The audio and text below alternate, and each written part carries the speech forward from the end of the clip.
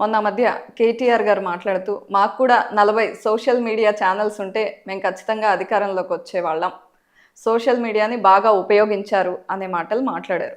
పార్టీని పటిష్టం చేసుకోవడానికి కేసీఆర్ గారు ఎటువంటి డైరెక్షన్ ఇస్తున్నారు, ఏ విధంగా మీరు ముందుకెళ్ళబోతున్నారు? తప్పకుండా డెఫినెట్గా మేము అనుకున్న దానికంటే అడ్వాన్స్గా ఈ ప్రభుత్వం వైఫల్యం చెందుతుంది. ప్రజలు కేసీఆర్ కొరకు ఎదురు చూసే పరిస్థితి వచ్చింది. వాస్తవానికి ఎప్పుడైనా మీకు ముందే చెప్పినట్టు ఎలక్షన్స్ వచ్చినప్పుడు మాత్రమే ఉండేది. కానీ వాళ్ళు మనం చూస్తున్నాం, ప్రజల హాహాకారాలు చూస్తున్నాం. మీరు వాళ్ళు ఎక్కడికి వెళ్ళి మీరు వాళ్ళ ముందు మైక్ పెడితే వాళ్ళు అడుగుతున్న మొదటి మాట కేసీఆర్ అన్న రావాలి, మాకు కేసీఆర్ ప్రతినిధులుగా మేము పోతే కూడా అదే ప్రేమతో స్వాగతం చెప్తున్నారు, ఆ ధైర్యం పొందుతున్నారు. మేము పోయిన చోట మేము నిద్రపోతాం సార్, మంచిగా నిద్రపోతాం, 4 రోజుల నుంచి నిద్రపోలేదు, 5 రోజుల నుంచి నిద్రపోలేదు, మేము మా నిద్ర పట్టడం లేదు, మాకు ఏ దేవుడు చాదుకుంటాడో అని చూస్తున్నాం అనే మాట అంటున్నారు. వాళ్ళు చూస్తున్నాం మనం. సో మళ్ళీ అప్పుడే ప్రజల్లో మొదలైంది పాశ్చాత్తాపం మొదలైంది. అయ్యో మన మీద ఆశ పోయి దెబ్బతిన్నాము అనే భావన. అంటే మోసపోయారు ప్రజలు. కేటీఆర్ గారు చెప్పినట్టు వాళ్ళు వాళ్ళ ఫేక్ మీడియాని పెట్టుకొని చాలా దుర్మార్గంగా చెప్పిన అబద్ధాన్ని 100 సార్లు చెప్పి, ఇయ్యలేని హామీల్ని కూడా 100 సార్లు చెప్పి ప్రజల్ని నమ్మించి మోసం చేసినారని స్పష్టంగా అర్థమైపోయింది. రైతాంగానికి అర్థమైపోయింది, మహిళలకు అర్థమైపోయింది, యువకులకు అర్థమైపోయింది, నిరుద్యోగులకు అర్థమైపోయింది, అన్ని వర్గాల ఉద్యోగస్తులకు కూడా అర్థమైపోయింది, అన్ని వర్గాల ప్రజలకు అర్థమైపోయింది. ఈ పాలన ఇవాళ ఏడాది నుంచి కేవలం కొద్దిమంది వ్యక్తుల కొరకు, వాళ్ళ సంపాదన కొరకు మాత్రమే నడుస్తుంది తప్ప ప్రజల వైపు వీళ్ళ చూపు లేదు అనేది చాలా స్పష్టంగా కనపడ్డది. ఆ పరిస్థితులలో గత 10 ఏళ్ల పాలన పోల్చుకుంటున్నారు, కేసీఆర్ నాయకత్వంలో జరిగిన పాలన పోల్చుకుంటున్నారు. ప్రజలు ఎదురు చూస్తున్నారు, మా కొరకు అందులో సందేహం ఏం లేదు, కేసీఆర్ కొరకు ఎదురు చూస్తున్నారు. తప్పకుండా పార్టీని ఎట్లా బలోపేతం చేసుకోవాలి ఎన్నికల నాటికి, ఎందుకంటే ఇంకా 4 సంవత్సరాల సమయం. ఈ డెమోక్రసీలో ఏం చేసినా మళ్ళీ ఎన్నికలు కాబట్టి మనకు అల్టిమేట్గా తప్పకుండా మేము కూడా నెమ్మదిగా వెళ్ళాల్సిన అవసరం. ప్రభుత్వ వైఫల్యాలను ఎప్పటికప్పుడు ఎండగడుతూనే, నష్టపోతున్న ప్రజలకి ధైర్యం ఇస్తూనే, వాళ్ళకి అండగా నిలబడుతూనే పార్టీని కూడా మేము బలోపేతం చేసుకోవడం, నిర్మాణం చేసుకోవడం అనేది తప్పకుండా మాకు అవసరమైన చర్య. ఇక కేసీఆర్ గారు ఏ సందర్భానికి ఏం చేయాలో కేసీఆర్ గారు తెలిసినంతగా మనకు ఎవరికేం తెలియదు. మొన్న ఎలక్షన్లో కూడా కొంతమంది అనవచ్చు, అరే ఇంత తెలిసిన కేసీఆర్ ఎట్లా మోసపోయాడు, మొన్న ఎట్లా ఓడిపోయాడు ఎన్నికల్లో అనే బాధ కూడా కొంత వస్తుంది వాస్తవం. కానీ ఎవడెన్ని వాగినా, ఎవడెన్ని చెప్పినా ఈ అబద్ధాలని ప్రజలు నమ్మరు అన్న అతి విశ్వాసంతో ఉండే కేసీఆర్ గారు. ప్రజలకు తెలుసు నేను ఏందో బాగా ఏం జరిగిందో, అభివృద్ధి చూసిండ్రు 10 ఏళ్లలో, అంతకుముందు వాళ్ళ జీవితాలు ఎట్లా ఉండే. తెలంగాణ రాష్ట్రం ఏర్పడే నాటికి ఈ రాష్ట్రం ఆకలి చావులు, ఆత్మహత్యలతో, సకల దరిద్రాలతో ఉండే. ఈ 10 ఏళ్లలో మనం చూసినాం. కేసీఆర్ గారు వచ్చిన తర్వాత ప్రజల జీవితాలు ఎటువంటి మార్పు వచ్చింది. 1,12,000 ఉన్న మన పర్ క్యాపిటల్ ఇన్కమ్ 3,47,000కి వచ్చింది. ఎక్కడ జరగలే భారతదేశ చరిత్రలో ఇంత వేగంగా ఒక రాష్ట్ర అభివృద్ధి అనేది. 3 లక్షలు ఉన్న జిఎస్డిపి 17 లక్షలకు వచ్చింది.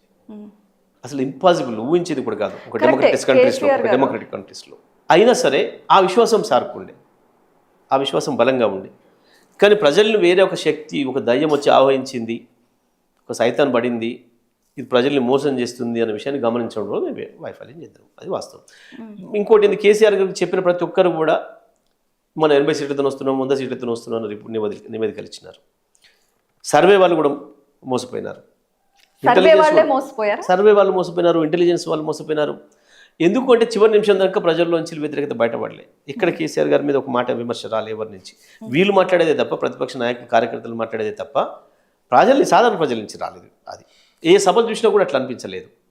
రైట్. కానీ కొంత వాళ్ళు ఎక్కువ ఏదైతే కేసీఆర్ 10 ఇచ్చిన కాడ మేము 15 ఇస్తామని, కేసీఆర్ 1,00,000 ఇచ్చిన కాడ మేము 2 లక్షలు ఇస్తామని, కేసీఆర్ 1,00,000 ఇచ్చిన కాడ మేము కొత్త బంగారం అదనంగా ఇస్తామని, ఇంటింటికి 2,500 ఇస్తామని రకరకాలుగా చెప్పినారు. అందులో కొద్దిమంది నమ్మినారు అమాయకంగా.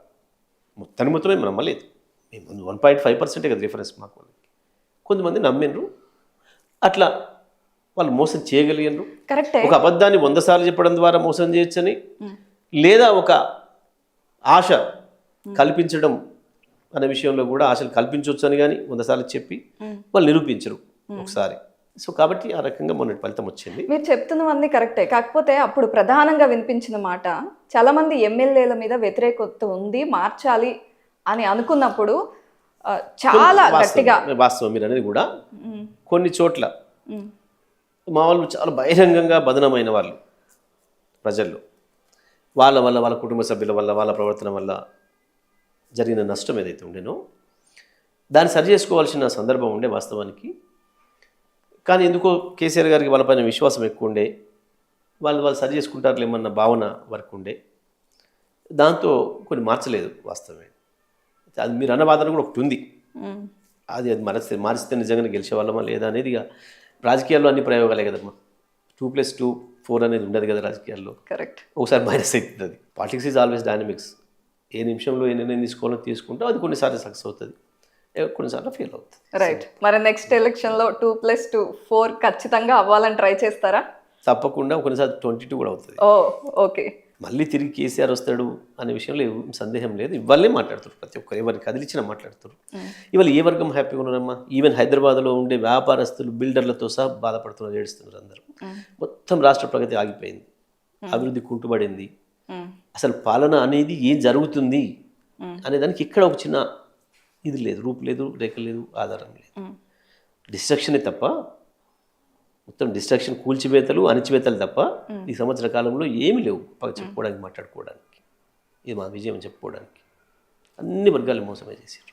చాలా ఆశ్చర్యంగా 2014 ముందు ఏదైతే వ్యాపారస్తులు ఇందిరా పార్క్ దగ్గర పారిశ్రామికవేత్తలు ధర్నా చేసారో, ప్రపంచ చరిత్రలో మొదటిసారి విద్యుత్ విషయంలో, ఇవాళ మొత్తం హైదరాబాద్లో ఉండే బిల్డర్స్ కావచ్చు, వ్యాపారస్తులు కావచ్చు, అదే పరిస్థితిలో ఉంది. ఇవాళ మొత్తం ఫ్యాక్టరీలు, సిమెంట్ ఫ్యాక్టరీలు ఉత్పత్తి తగ్గించుకునే పరిస్థితికి వచ్చినాయి.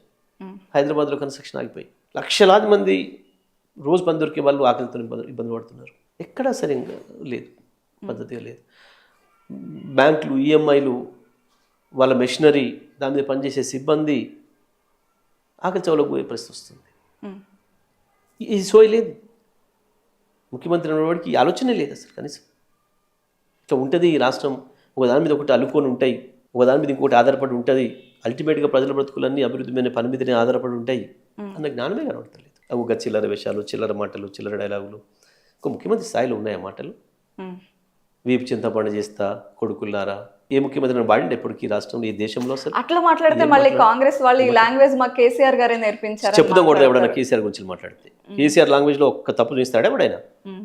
సన్నాసులు, దద్దమ్మలు, అవి ఏమైనా బూత్ పదాలా మాట్లాడింది? ఎప్పుడన్నా విన్నారా కేసీఆర్ నుంచి వేరే బూత్ మాట ఒకటి? ఎప్పుడన్నా ఒక్కటంటే ఒకటి. కొంతమందికి స్టైల్ అయిపోయిందమ్మా, కొద్దిమంది ఆంధ్ర మీడియా యాంకర్లకు స్టైల్ అయిపోయింది బాగా కేసీఆర్ గురించి మాట్లాడడం అనేది. వాడు ఊరికే పాసింగ్ రిమార్క్ చేస్తున్నాడు కొంతమంది వెధవలు. ఎక్కడైనా కేసీఆర్ నోటించి ఎటువంటి ఒక పదం విన్నారా ఎప్పుడైనా?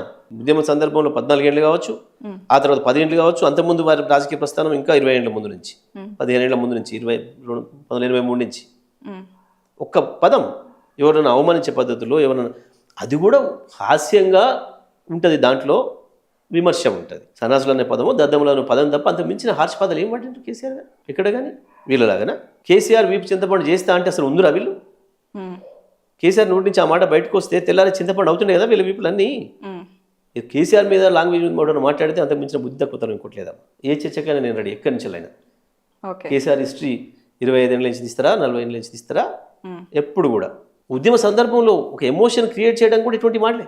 సో ఆయన పదజాలం జస్ట్ వ్యంగ్యంగా మాత్రమే ఉంటుంది కానీ ఆయన మాటలు సమర్థిస్తున్నారు కానీ అవతల వాళ్ళని హింస పెట్టే పద్ధతిలో కానీ, అవతల వాళ్ళని అవమానించే పద్ధతిలో కానీ ఎప్పుడు కూడా లేదు.